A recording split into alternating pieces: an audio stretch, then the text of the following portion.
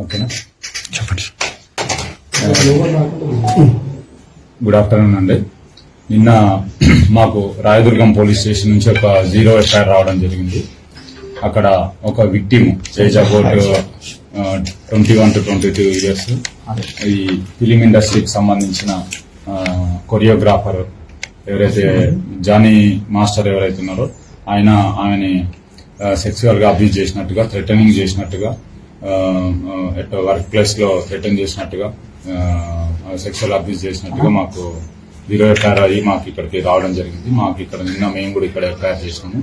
దాంట్లో ఇన్వెస్టిగేషన్ చేస్తున్నాము. As per investigation వచ్చిన ఎవిడెన్స్ ని బట్టి ఫర్దర్ గా ప్రొసీడ్ అవుతాము. దీంట్లో విక్టిమ్ ఎవరైతే ఉన్నారో విక్టిమ్ ఎగ్జామిన్ చేయాల్సి ఉంది, ఎవిడెన్స్ కలెక్ట్ చేయాల్సి ఉంది. As per evidence collected evidence further investigation proceed అవుతాం. అదే వర్క్ ప్లేస్ లో సెక్సువల్ అబ్యూజ్ చేసినట్టుగా, తర్వాత థ్రెటన్ చేసినట్టుగా కంప్లైంట్ ఇవ్వడం జరిగింది.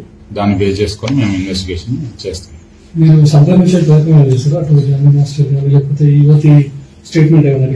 చేస్తాం, అది ఇన్వెస్టిగేషన్ లో భాగంగా చేస్తాం.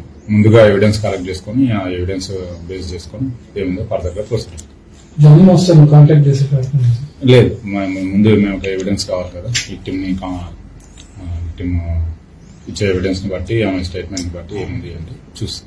వచ్చిందా సార్ ఇక్కడ? Thank you. వచ్చినారు ప్రజెంట్ లేనని చెప్తున్నారు.